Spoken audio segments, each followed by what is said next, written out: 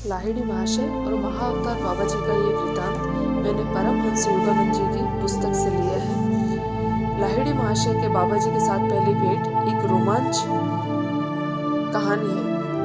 वह उन कई कहानियों में से केवल एक है जिससे उस मृत्युंजय महागुरु की विस्तृत झांकी मिलती है। उस अद्भुत कहानी को शुरू करने से पूर्व स्वामी केवलानंद जी के ये प्रस्तावना शब्द थे। पहली बार उन्होंने जब कहानी बताई थी तो मुझे अक्षरशः मंत्रमुग्ध हो गया था। लाहिड़ी महाशय ने बताया था, बाबा जी के साथ मेरी प्रथम भेंट मेरे 33वें वर्ष में 1861 की शरद ऋतु में मैं दानापुर में सरकार के मिलिट्री इंजीनियर विभाग में अकाउंटेंट के पद पर कार्यरत था। एक दिन सुबह ऑफिस मैनेजर ने मुझे अपने ऑफिस में बुलाया। लाहिड़ी, उन्होंने कहा, अभी अभी हमारे मुख्यालय में एक कार आया है। आपका स्थानांतरण रानीखेत कर दिया गया है, जहां सेना का एक कैंप स्थापित किया जा रहा है। एक नौकर को साथ लेकर मैं उस 500 मील की यात्रा पर निकल पड़ा। घोड़े और बग्घी से यात्रा करते हुए हम लोग 30 दिन में हिमालय में स्थित रानीखेत पहुंच गए। अंततः एक छोटी सी खुली जगह में मैं पहुंच गया, जिसके दोनों ओर गुफाएं थी। वहीं पर बाहर को निकली एक चट्टान पर एक युवक मुस्कुराते हुए स्वागतार्थ हाथ फैलाए खड़ा था। ये देखकर मुझे आश्चर्य हुआ कि ताम्रवर्ण केशों को छोड़कर वह दिखने में बिल्कुल मेरे ही जैसा था। लाहिड़ी, तुम आ गए, उस संत ने हिंदी में मुझसे कहा। यहाँ उस गुफा में आराम करो। वह मैं ही था जिसने तुम्हें पुकारा था। मैंने एक छोटी सी स्वच्छ गुफा में प्रवेश किया, जिसमें कई ऊनी कंबल और कुछ कमंडल रखे हुए थे। लाहिड़ी, तुम्हें वह आसन याद है? उस योगी ने एक कोने में रखे कंबल की ओर हाथ दिखाया। नहीं महाराज, साहसिक यात्रा की विचित्रता पर मैं कुछ हक्का बक्का सा हो रहा था। मैंने आगे कहा, अब मुझे अंधेरा होने के पहले निकलना होगा। सुबह कार्यालय में काम है। उस रहस्यमय संत ने उत्तर दिया, कार्यालय को तुम्हारे लिए लाया गया है, तुम्हें कार्यालय के लिए नहीं। और मैं अवाक रह गया। मैं उस तार की चर्चा कर रहा हूँ जिसके कारण तुम इस निर्जन प्रदेश में पहुंच गए हो। मैंने ही तुम्हारे वरिष्ठ अधिकारी के मन में गुप्त रूप से ये सुझाव दिया था कि तुम्हारा स्थानांतरण रानीखेत कर दिया जाए। जब कोई मनुष्य मानव मात्र के साथ एकता अनुभव करता है, तब उसके लिए सभी मानव मन संचार केंद्र बन जाते हैं। वह उनके माध्यम से अपनी इच्छा अनुसार कार्य कर सकता है। फिर उन्होंने कहा, लाहिड़ी, निश्चय ये गुफा तो तुम्हें सुपरिचित प्रतीत होती होगी। जब मैं चकित होकर चुपचाप खड़ा रहा तो संत ने मेरे पास आकर मेरे माथे पर धीरे से आघात किया। उनके चुंबकीय स्पर्श से मेरे मस्तिष्क में एक अद्भुत प्रवाह बढ़ गया, जिसने मेरे पूर्व जन्म के मधुर स्मृतियां जगा दी। मुझे याद हो आया। आनंद के आवेग से मेरा कंठ अवरुद्ध सा हो गया। आप मेरे गुरु बाबा जी हैं, जो सदा ही मेरे रहे। अतीत के दृश्य मेरे मन में स्पष्टता के साथ उभर रहे हैं। यहाँ इसी गुफा में मैंने अपने पिछले जन्म में कई साल बिताए थे। वर्णनातीत स्मृतियों से भाव विभोर होकर मैंने अश्रुपात करते हुए अपने गुरु के चरणों का आलिंगन किया। 3 दशकों से भी अधिक समय से मैं तुम्हारे लौटने की प्रतीक्षा कर रहा था। स्वर के प्रेम से बाबा जी की वाणी झंकृत हो रही थी। तुम चले गए और मरणोपरांत जीवन की प्रचंड लहरों में खो गए। तुम्हारे कर्मों की जादुई छड़ी ने तुम्हारा स्पर्श किया और तुम चले गए। तुम्हारी दृष्टि मुझसे हट गई, पर मेरी दृष्टि से तुम कभी ओझल नहीं हुए। उस सूक्ष्म ज्योति सागर में भी मैं तुम्हारे पीछे था, जहाँ तेजस्वी देवता विचरते हैं। अपने बच्चे की रक्षा करने वाले पक्षी की तरह मैं अंधकार, तूफान, उथल पुथल और प्रकाश में सतत तुम्हारे पीछे पीछे चलता रहा। जब तुम मानव गर्भावस्था में थे और जब शिशु रूप में तुमने जन्म लिया, तब भी मेरी दृष्टि लगातार तुम पर लगी हुई थी। जब तुम धुर्नी की नदी में अपने नन्हे शरीर को पद्मासन में स्थित कर बालू से ढक लेते थे, तब भी अदृश्य रूप से मैं वहां उपस्थित रहता था। महीनों पर महीने और वर्षों पर वर्ष इसी शुभ दिन की प्रतीक्षा करता हुआ मैं तुम पर दृष्टि रखता आया हूँ। अब तुम मेरे पास आ गए हो। ये रही तुम्हारी गुफा, जो तुम्हें कभी इतनी प्रिय थी। मैंने तुम्हारे लिए सदा इसे पवित्र रखा है। ये रहा तुम्हारा पवित्र कंबल, आसन जिस पर बैठकर तुम प्रतिदिन अपने विस्तारित होते हृदय में भगवान को पढ़ लेते थे। ये रहा तुम्हारा कटोरा,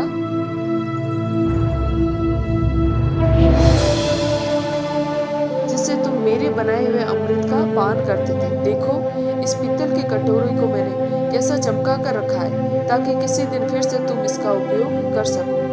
मेरे अपने पुत्र, क्या अब तुम समझ गए? मेरे गुरुवर, मेरे पास कहने के लिए और क्या हो सकता है? गदगद स्वर में मैं धीरे से बोला। कहीं किसी ने कभी ऐसे अमर प्रेम के बारे में सुना भी है? मैं अपने शाश्वत धन, जीवन एवं मरण में अपने साथ रहने वाले अपने गुरु की ओर आनंद विभोर लंबे समय तक देखता रहा। लाहिड़ी, तुम्हारी शुद्धि आवश्यक है। इस कटोरे में रखा तेल पी लो और जाकर नदी तट पर लेट जाओ। इस बात की स्मृति मन में जगाते ही मेरे होठों पर एक क्षण के लिए मुस्कुराहट आ गई कि बाबा जी की व्यवहारिकता सदैव सर्वोपरि रहती थी। उनके निर्देशों का मैंने पालन किया।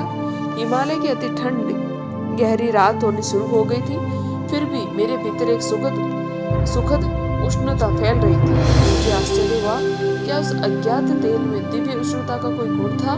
चारों ओर से बर्फीली हवाएं मुझे थपेड़े मार मार कर चीखती हुई भयंकर रूप से ललकार रही थी।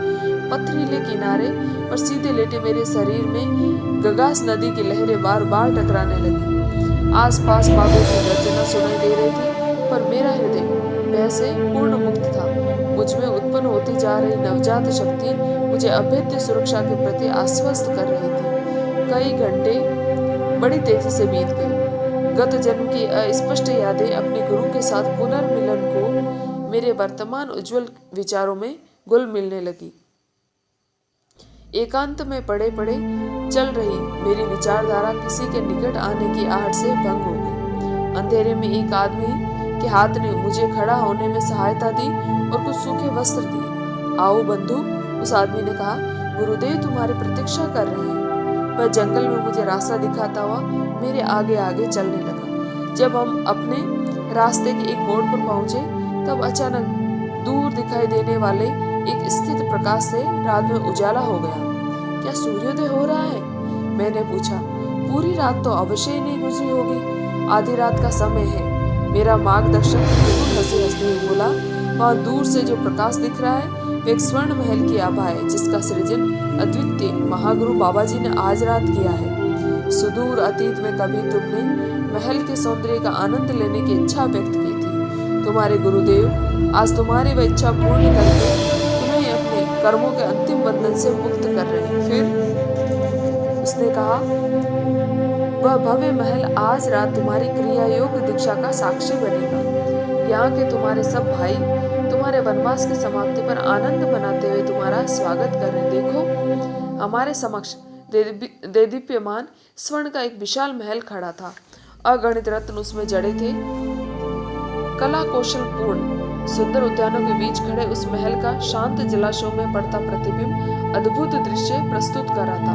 महल की ऊंची ऊंची कमानों में अत्यंत सुंदर महीन नक्काशी में अमूल्य हीरे, माणिक, पन्ने और तरह तरह के रत्न जड़े हुए थे। उज्जवल माणिकों की लाल लाल आभा से देदीप्यमान लगते द्वारों पर देवताओं जैसे दिखने वाले दिव्य कांतिमान पुरुष खड़े किए गए थे। साथी के पीछे पीछे में एक प्रशस्त दीवान खाने में पहुंचा। धूप और गुलाबों की सुगंध से वहां का वातावरण महक रहा था। मंद दीपों का रंग बिरंगा प्रकाश फैला था और भक्तों की छोटी छोटी मंडलियां बैठी हुई थी, जिनमें कुछ भक्त गौरवर्ण थे और कुछ श्याम वर्ण। उनमें से कुछ धीरे स्वर में मंत्रोच्चारण कर रहे थे और कुछ आंतरिक शांति में मग्न होकर चुपचाप ध्यानस्थ बैठे हुए थे। समस्त वातावरण आनंद से भरा हुआ था।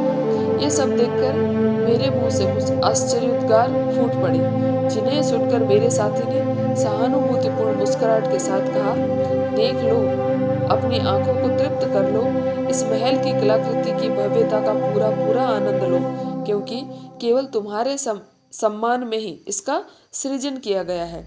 मैंने कहा, बंधु, इस महल का सौंदर्य मानव कल्पना से परे है। कृपा करके इसकी उत्पत्ति का रहस्य मुझे बताइए। उसकी काली आंखें ज्ञान के तेज से चमक उठी। उसने कहा, मैं शहर से तुम्हें सब कुछ बता दूंगा। इस महल के प्रकटीकरण के बारे में समझ में न आने वाली कोई भी बात नहीं है। सारा ब्रह्मांड विधाता के विचार का मूर्त रूप है। अंतरिक्ष में भ्रमण करता पृथ्वी का ये भारी गोला ईश्वर का एक स्वप्न मात्र है। भगवान ने सभी कुछ मात्र अपने मन से निर्मित किया, ठीक उसी प्रकार जैसे मनुष्य अपने स्वप्न में स्वप्न सृष्टि की रचना करता है और उस सृष्टि में श्रेष्ठ जीवों को भी भर देता है। परमेश्वर ने पहले केवल पृथ्वी की कल्पना की, फिर उसने उस कल्पना को गति प्रदान की, जिसके फलस्वरूप अणुशक्ति और फिर पदार्थ जगत अस्तित्व में आए। तत्पश्चात उसने पृथ्वी के अणुओं को एकत्रित किया और ठोस गोला बनाया। स्वप्नकर्ता के अवचेतन विचार से ही स्वप्न सृष्टि मूर्त रूप धारण करके रहती है।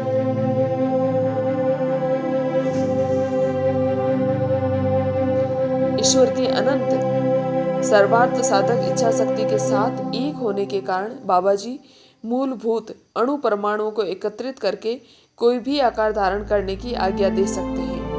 क्षण भर में मूर्त रूप दिया गया वह स्वर्ण महल इतना ही वास्तविक है जितना वास्तविक है पृथ्वी। बाबा जी ने उसी प्रकार इस महल का सृजन अपने मन से किया है और अपनी इच्छा शक्ति से उसके अणुओं को एकत्रित पकड़कर रखा है। जिस प्रकार ईश्वर के विचार ने पृथ्वी का सर्जन किया और उसकी इच्छा शक्ति उसके अस्तित्व को बनाए हुए। फिर उसने कहा, जब इस महल के निर्माण का उद्देश्य पूरा हो जाएगा तब बाबा जी उसे विसर्जित कर देंगे। मैं जब विस्मय और आदर से अवाक रहा तो मेरे उस साथी ने महल की ओर हाथ दिखाते हुए कहा, नाना प्रकार के रत्नों से सजाए हुए जगमगाता हुआ महल मानव प्रयासों से ही निर्मित हुआ है। इसका सोना और जवाहरत परिश्रम पूर्वक खानों से नहीं निकाला गया। यह विशाल महल मानव के समक्ष विशाल चुनौती के रूप में खड़ा है। उस महात्मा ने पास में रखी एक मेज से एक अत्यंत सुंदर फूलदान उठा लिए, जिसकी मूठ जड़े हीरों से जगमगा रही थी। हमारे महान गुरु ने मुक्त विचरण करती कोटि कोटि ब्रह्मांड रश्मियों को घनीभूत कर इस महल का सृजन किया। मैंने फूलदान का परीक्षण किया और उसके हीरे किसी महाराज के विशेष संग्रह में रखने योग्य थे। चमकते हुए स्वर्ण से निर्मित मोटी मोटी दीवारों पर भी मैंने हाथ फेरा और मेरे मन में गहरी तृप्ति छा गई। साथ ही ऐसा लगा कि मेरे पूर्व जन्मों से मेरे अवचेतन में छिपकर बैठी इस इच्छा तृप्त होकर समाप्त हो गई। वह तेजस्वी पुरुष मुझे सुसज्जित कमानों और दलानों में से ले जाता हुआ अनेक कमरों में ले गया, जो किसी सम्राट के महल के कमरों के समान साज सामान से भरे हुए थे। फिर हमने एक अत्यंत विशाल हॉल में प्रवेश किया। उस हॉल के मध्य में एक स्वर्ण सिंहासन रखा हुआ था, जिसमें जड़े हुए रत्न रंग बिरंगी छटाएं फेंक रहे थे। उस सिंहासन पर पद्मासन में बैठे थे महान बाबा जी। मैंने उनके सामने चमकते फर्श पर सिर लगाकर प्रणाम किया। लाहिड़ी, क्या स्वर्ण महल की अपनी स्वप्न आकांक्षाओं की पूर्ति में अब तुम्हें आनंद आ रहा है? मेरे गुरु की आंखें उनके ही द्वारा श्रेष्ठ रत्नों में भांति चमक रही थी। जागो, तुम्हारी सारी ऐहिक तृष्णाएं अब सदा सदा के लिए तृप्त होने वाली। आशीर्वाद स्वरूप कुछ गूढ़ मंत्रों का धीमे स्वर में उच्चारण किया। मेरे पुत्र, उठो, क्रिया योग की दीक्षा ग्रहण कर ईश्वर के राज्य में प्रवेश करो। बाबा जी ने अपना हाथ उठाया। धधकती अग्नि ज्वालाओं से युक्त एक यज्ञ कुंड तत्क्षण वहां प्रकट हुआ। हवन के चारों ओर फल फूल सजे हुए थे और इस अग्नि वेदी के समक्ष मुझे मुक्तिदायक क्रिया योग की दीक्षा मिली। सुबह होते होते सारे विधि संस्कार संपन्न हो गए। परमानंद की उस अवस्था में मुझे निद्रा की कोई आवश्यकता प्रतीत नहीं। दीक्षा के बाद में महल की अमूल्य वस्तुओं और उत्कृष्टतम कलाकृतियों से सुसज्जित कमरों में भटकता हुआ उद्यानों में गया। वहां आसपास वही गुफाएं और पर्वत शिलाएं मुझे दिखाई दी जो मैंने कल देखी थी, परंतु कल वे किसी महल या पुष्पोद्यान के समीप तो नहीं लगी थी। हिमालय के सुहाने सूर्य प्रकाश में वह महल अब कल्पनातीत आभा के साथ चमक रहा था। मैं महल में वापस जाकर अपने गुरु के सामने खड़ा हो गया। वे अभी सिंहासन पर विराजमान थे और उनके इर्द गिर्द अनेक शिष्य पूजा में थे। लाहिड़ी, तुम्हें भूख लगी है, बाबा जी ने फिर कहा। अपनी आंखें बंद करो। जब मैंने पुनः आंखें खोली तो अपने उद्यानों सहित वह मंत्र मुग्ध कर देने वाले महल अदृश्य हो गया था। मैं, बाबा जी और उनके सभी शिष्य अब केवल उसी स्थान पर बैठे थे जहाँ थोड़ी देर पहले तक वह अद्भुत महल खड़ा था। यह स्थान सूर्य प्रकाश में स्पष्ट दिखाई गुफाओं के प्रवेश द्वारों से दूर नहीं था। मुझे याद आया कि मेरे उस पथ प्रदर्शक ने मुझे बताया था कि महल विसर्जित कर दिया जाएगा। उसमें पढ़कर रखे हुए सब अणुओं परमाणुओं को मुक्त कर उनके मूल विचार स्वरूपों में विलीन कर दिया जाएगा। जहाँ से वे आए थे मैं स्तंभित हो गया था। फिर भी मैंने पूर्ण विश्वास के साथ अपने गुरु की ओर देखा। चमत्कारों से भरे इस दिन आगे क्या होने वाला मालूम नहीं था। महल का जिस उद्देश्य के लिए सृजन किया गया था वह पूरा हो चुका है, बाबा जी ने स्पष्ट किया। उन्होंने भूमि से एक हांडी उठाई। इस पर अपना हाथ रखो और जो भी तुम्हारी खाने की इच्छा हो वह इसमें से निकाल लो। मैंने उस चौड़ी खाली हांडी का स्पर्श किया। घी में तली गरम गरम पूरियां, रसेदार भाजी और मिठाइयां उसमें से प्रकट हो गई। जैसे जैसे मैं खाता जा रहा था मैंने देखा कि हांडी सदा वैसी की वैसी भरी रहती। जब भोजन पूरा हो गया तो मैं पानी के लिए इधर उधर देखने लगा। मेरे गुरु ने मेरे सामने रखी हांडी में इशारा किया। सारे खाद्य पदार्थ उनमें से गायब हो गए थे और उनके स्थान पर अब शुद्ध निर्मल जल उनमें दिखाई दे रहा था। बहुत ही थोड़े ईश्वर के राज्य में यही परिपूर्तियां भी संबंधित है। बाबा जी ने कहा, देवी जगत की सत्ता इहलोक में भी चलती है, परंतु इहलोक का स्वरूप ही भ्रामकता के होने के कारण उनमें सत्य के दैविक तत्व का अभाव है। परम प्रिय गुरुदेव, गत रात्रि को आपने मेरे लिए पृथ्वी पर स्वर्ग के सौंदर्य को प्रकट किया। अदृश्य हुए महल की स्मृति को मैं मुस्कुराने लगा। निश्चय किसी साधारण योगी ने ब्रह्मा के श्रद्धास्पद गूढ़ तत्वों की खोज का आरंभ इतनी विलास ऐश्वर्यपूर्ण परिस्थितियों में नहीं किया होगा। अब उसके पूर्णतः विपरीत दिखने वाले दृश्य को मैं शांत दृष्टि से निहारने लगा। उस दिन दोपहर को मैं पिछले जन्म की देवी उपलब्धियों से पुनीत हुए अपने कंबल पर बैठा। मेरे ईश्वर तुल्य गुरु मेरे पास आए और उन्होंने मेरे सिर पर हाथ फेरा। मैं निर्विकल्प समाधि में पहुंच गया और 7 दिन तक उसी परमानंद की अखंड अवस्था में रहा।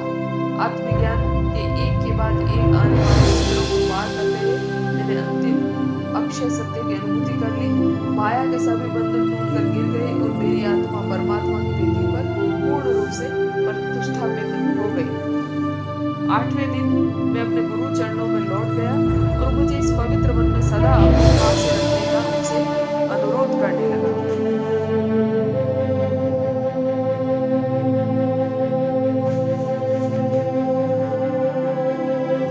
बाबा जी ने मुझे आलिंगन पास में बांधते हुए कहा, मेरे पुत्र,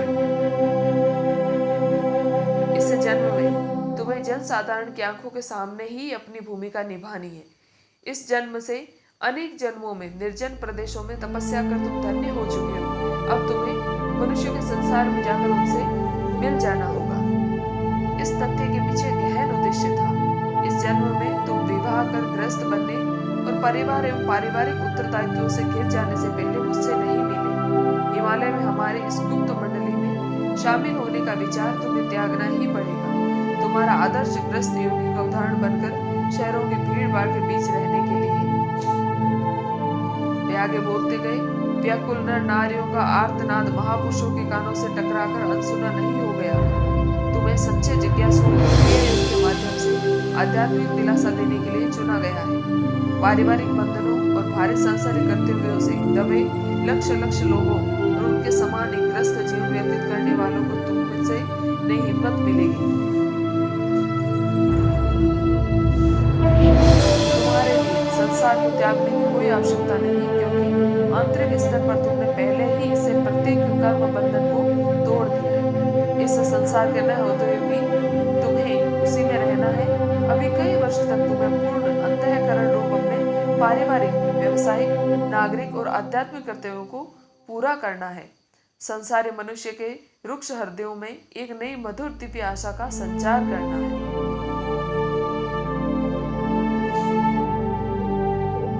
मैं जब हिमालय के उच्च निर्जन प्रदेश में अपने गुरु की बातें सुन रहा था तब मेरा परिवार, ऑफिस, संसार कितना सुदूर लग रहा था। फिर भी उनके शब्दों में वज्र सत्य तो था ही। अतः विवश होकर मुझे शांति के स्वर्ग को छोड़कर जाने की बात माननी ही पड़ी। गुरु से शिष्य को योग विद्या दिए जाने के संबंध में बाबा जी ने मुझे प्राचीन कठोर नियमों का ज्ञान कराया। उन्होंने कहा, केवल योग्य शिष्यों को ही क्रिया की ये कुंजी देना। ध्यान की विद्या द्वारा जीवन के अंतिम रहस्यों का पता लगाने के लिए केवल वही योग्य है जो ईश्वर की खोज में अन्य सब कुछ त्याग देने का संकल्प करता है। दया में गुरुदेव, विलुप्त हुई क्रिया योग विद्या का पुनरुद्धार कर अपने पहले ही मानव जाति पर इतनी बड़ी कृपा अब शिष्य की कठोर आवश्यकताओं को शिथिल करके क्या कोई और थोड़ी कृपा नहीं करेंगे? मैं अनुनयपूर्वक बाबा जी की ओर देखता रहा। मेरी आपसे प्रार्थना है कि आप मुझे सभी सच्चे जिज्ञासुओं को क्रिया योग सिखाने की अनुमति प्रदान करें, भले ही वे प्रारंभ में पूर्ण आंतरिक वैराग्य की प्रतीक्षा न कर पाए। संसार के त्रिविध तापों से त्रस्त नर नारियों को विशेष प्रोत्साहन देने की आवश्यकता है। यदि क्रिया दीक्षा से उन्हें वंचित रखा जाए तो शायद वे कभी मुक्ति के मार्ग पर चलने का प्रयास ही न करें। तथास्तु, तुम्हारे माध्यम से ईश्वरी इच्छा प्रकट हुई है। जो भी विनम्रता के साथ तुमसे सहायता की याचना करे उन सबको क्रिया दे दो। करुणा में गुरुदेव ने कहा। थोड़ी देर मौन रहकर बाबा जी ने कहा, अपने प्रत्येक शिष्य को भगवद गीता का ये अमर वचन अवश्य बताना। धर्म का थोड़ा सा भी साधन जन्म मृत्यु के चक्र में निहित महान भय से तुम्हारी रक्षा करेगा। दूसरे दिन प्रातःकाल जब मैं विदा लेने के लिए गुरुदेव के चरणों में प्रणाम कर रहा था तो मुझे छोड़कर जाने में मेरी गहरी अनिच्छा को उन्होंने भांप लिया। हम लोगों के लिए कोई वियोग नहीं है प्रियवंश। उन्होंने प्रेम से मेरे कंधे पर स्पर्श किया। तुम जहाँ कहीं भी रहोगे, जब भी मुझे बुलाओगे मैं तत्क्षण तुम्हारे सामने प्रकट हो जाऊंगा। उनके इस अमूल्य वरदान को आश्वस्त होकर ब्रह्म ज्ञान के नव प्राप्त स्वर्ण से समृद्ध होकर मैं परम से नीचे उतरने लगा। ऑफिस में मेरे सहयोगी ने मेरे स्वागत किया। 10 दिन तक वे सोचते रहे कि मैं हिमालय के जंगलों में खो गया था। इसके शीघ्र बाद मुख्यालय से पत्र आया। उस पत्र में लिखा था, लाहेड़ी को दानपुर कार्यालय में वापस लौट जाना चाहिए। उनका रानीखेत स्थानांतरण गलती से हुआ है। रानीखेत में किसी दूसरे आदमी को भेजा जाना चाहिए था। भारत के इस दूरतम स्थान में मुझे पहुंचा देने वाली घटनाओं के पीछे छिपे गुप्त प्रभावों का विचार कर मैं मुस्कुराया। दानापुर वापस लौटने से पहले मैं मुरादाबाद के एक बंगाली परिवार के घर में कुछ दिन रहा। 5-6 मित्र मुझसे मिलने आए। जब मैंने चर्चा का रुख आध्यात्मिक विषयों की ओर मोड़ दिया तो उसके घर में मैं ठहरा था। उस व्यक्ति ने उदास स्वर में कहा, ओह, आजकल भारत संतों से विहीन हो गया है। मैंने जोर से उनका विरोध किया।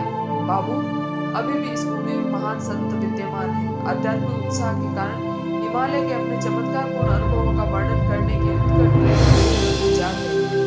मित्र मंडली ने विनम्रतापूर्वक अविश्वास व्यक्त किया। उनमें से एक ने सांत्वना के स्वर में कहा, लाहेड़ी, पर्वतों के विरल हवा में तुम्हारा मस्तिष्क पर दबाव पड़ा है। तुमने अभी जो बताया वह कोई दिवा स्वप्न है। सच्चाई के जोश में मैंने बिना सोचे समझे बोल दिया, यदि मैं अपने गुरु को पुकारूं तो वे अभी इसी घर में प्रकट हो जाएंगे। सबकी आंखें कौतूहल से चमक उठी। इसमें कोई आश्चर्य नहीं था कि वे सब ऐसी किसी घटना को देखने के लिए उत्सुक थे। कुछ अनिच्छापूर्वक कि मेरे एक शांत कमरे और 2 नए ऊनी कंबलों की व्यवस्था करने के लिए कहा। गुरुदेव हवा में से यहाँ प्रकट होंगे। मैंने कहा, द्वार के बाहर शांत बैठे रहो, मैं जल्दी ही आप लोगों को बुला लूंगा। ध्यान अवस्था में डूबकर मैंने विनम्रता पूर्वक गुरुदेव का आह्वान करने लगा। अंधेरे कमरे में मंद शांतिदायक प्रकाश भर गया। बाबा जी के तेजस्वी ज्योतिर्मय मूर्ति प्रकट होगी। लाहेड़ी, क्या तुम मुझे ऐसी व्यर्थ बातों के लिए बुलाते हो? गुरुदेव की दृष्टि कठोर थी। सत्य सच्चे साधक के लिए, व्यर्थ कौतूहल वालों के लिए नहीं। देखने के बाद विश्वास करना तो आसान है, उसमें फिर किसी आत्मशोध की आवश्यकता नहीं रहती। इंद्रियातीत सत्य की खोज केवल वही लोग कर पाते हैं जो अपने स्वाभाविक संसार जनित शंकाओं से ऊपर उठते हैं, और केवल वही इसके अधिकारी। फिर उन्होंने गंभीर होकर कहा, मुझे जाने दो, मैं अनुनय विनय करता हूँ।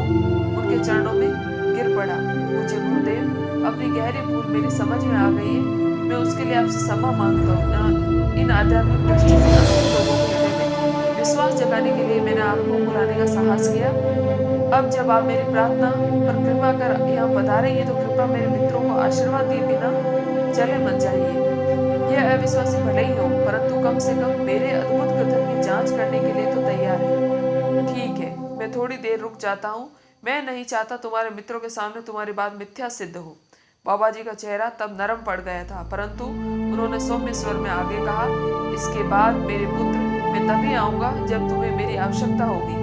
जब जब तुम बुलाओगे तब तब सदैव ही नहीं आऊंगा। जब मैंने दरवाजा खोला तब बाहर बैठी छोटी सी मंडली में तनावपूर्ण सन्नाटा छाया हुआ था। मेरे मित्र कंबल के आसन पर विराजमान ज्योतिर्मय मूर्ति की ओर देख रहे थे, मानो उन्हें अपने आंखों पर विश्वास नहीं हो रहा था। यह सामूहिक सम्मोहन है। एक व्यक्ति उद्दत भाव से हंसा। हमें पता चले बिना कोई भी इस कमरे में नहीं जा सकता था। बाबा जी मुस्कुराते हुए आगे बढ़े। उनमें से प्रत्येक को आकर अपने उष्ण ठोस शरीर पर स्पर्श करके देखने के लिए उन्होंने संकेत किया। सारे संदेह मिट गए। मेरे मित्रों ने पश्चाताप, विदग्ध श्रद्धा और आदर के साथ उनके चरणों में साष्टांग प्रणाम किया। हलवा बनाया जाए, बाबा जी ने कहा। मैं समझ गया कि उन लोगों को अपने स्थूल शरीर की वास्तविकता का और अधिक विश्वास दिलाने के लिए बाबा जी ने आदेश दिया था। जब तक हलवा तैयार हो रहा था, महागुरु विनम्रता के साथ बातें कर रहे थे। उन संख्यात्मताओं का दृढ़ भक्तों में रूपांतरण देखते ही बना था। हलवा खाने के बाद बाबा जी ने हम सबको एक एक करके आशीर्वाद दिया। अचानक प्रकाश होता, हम सबने बाबा जी के शरीर के विद्युत तत्वों को पल भर में रासायनिक विकसित होते, फैलते जाते, वाष्प में, प्रकाश में परिवर्तित होते देखा। महागुरु के ईश्वर के साथ एक रूप हुई इच्छा शक्ति ने उनके शरीर के रूप में एकत्रित पकड़े रहे आकाश तत्व के अणुओं पर अपनी पकड़ ढीली कर दी और उसी के साथ कोट्यवधि प्राण कणिकाओं से स्फुलिंग अनंत ब्रह्म सागर में विलीन हो गई। स्वयं अपनी आंखों से आज मैंने मृत्यु पर विजय पाने वाले को देख लिया। उस मंडली में से एक व्यक्ति ने अत्यंत श्रद्धा के साथ कहा। नव जागृति के आनंद से उनका चेहरा ही बदल गया। परम गुरु देश और काल के साथ ऐसा खिलवाड़ कर गए जैसे कोई बच्चा पानी के बुलबुलों के साथ खेलता है। मैंने